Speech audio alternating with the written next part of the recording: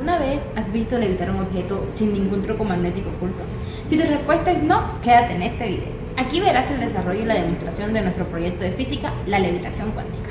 Su nombre firma la creación de los electroimanes más potentes del siglo XXI. Las imágenes por resonancia magnética, los generadores eólicos, los aceleradores de partículas y el imán más poderoso del mundo lo utilizan. ¿Cuál es el fenómeno común en los imanes más fuertes de la actualidad? Se llama la superconductividad.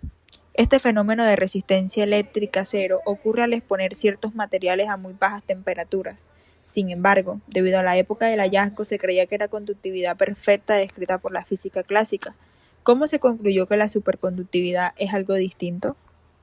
La respuesta es un fenómeno magnético descubierto en 1933 por Walter Meissner y Robert Axenfeld, el efecto Meissner, que expuso a la superconductividad como una nueva fase de la materia, fascinó a físicos como Einstein, Bohr y Feynman, y desencadenó teorías y descubrimientos que siguen desvelando capa a capa la gran complejidad de la superconductividad.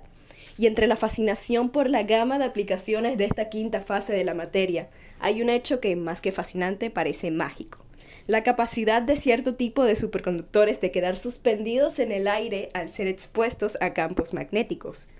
Tiene varios nombres: efecto Meissner mixto, fijación de flujo o levitación cuántica. Nuestro equipo se propuso demostrar experimentalmente la levitación cuántica, explicar la física detrás del fenómeno desde los marcos del electromagnetismo y la termodinámica, y enumerar algunas aplicaciones tanto de la levitación magnética como de la superconductividad. Los materiales base de la demostración son un superconductor y un puñado de imanes. Con los imanes realizamos una pista sobre la cual levitará el superconductor. El diseño de nuestra pista es una referencia a los trenes de levitación magnética. Los más rápidos utilizan la superconductividad. Por último, para poner a funcionar toda la exhibición, utilizamos nitrógeno líquido e instrumentos para manipularlo. Esto fue el principal reto del proyecto. Para seguridad óptima, al usar nitrógeno líquido se necesita un equipo de protección criogénico. Sin embargo, este equipo es muy caro. Aunque los guantes, bata y pantalla facial son suficientes para la cantidad de nitrógeno que manipulamos, no son criogénicos.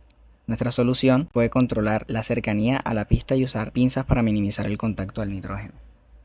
Primero generamos un campo magnético, la pista de imanes. La levitación cuántica es el resultado de una propiedad de los superconductores.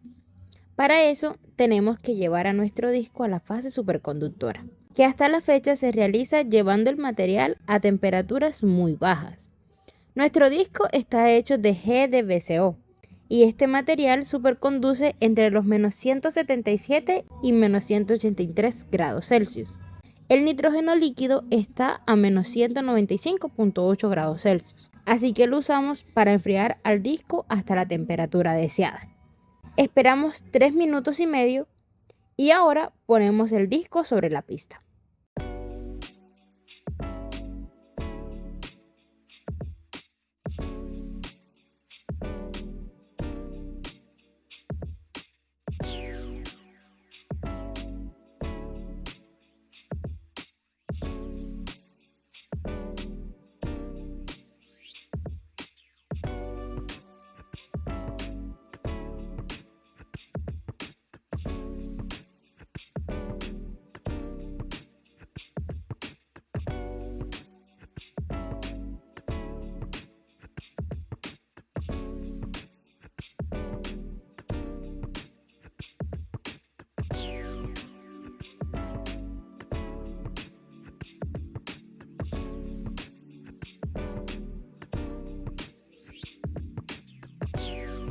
El conductor se enfría hasta su temperatura crítica, la forma en que se agrupan los electrones cambia.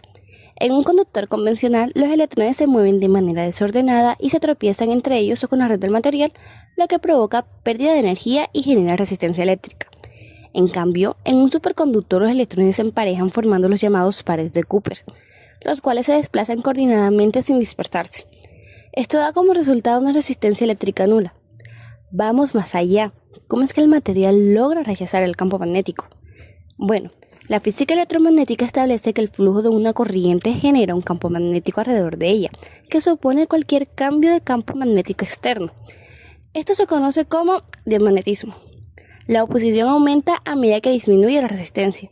Cuando el conductor es perfecto, el diamagnetismo es perfecto. el conductor repele por completo el campo externo. Pero el efecto Meissner tiene una característica que lo distingue del diamagnetismo.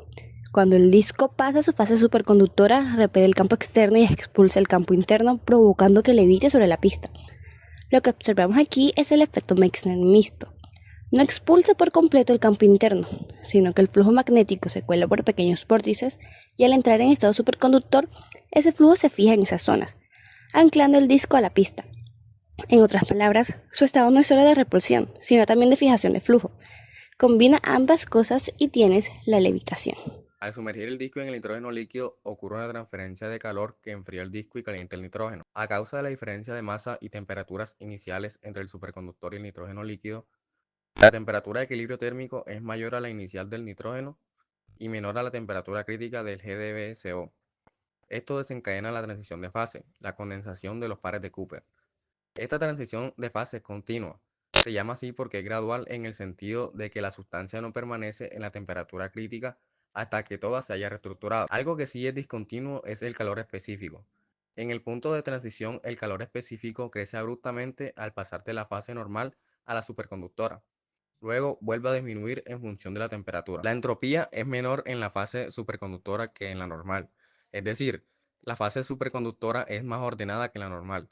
Esto ocurre por la coordinación a gran escala de los pares de Cooper, que resulta de condensarse hasta un estado que los protege de cierta interrupción de su entorno. Por último, como la condensación es una liberación de energía causada por un descenso de temperatura, la entalpía del proceso también es negativa.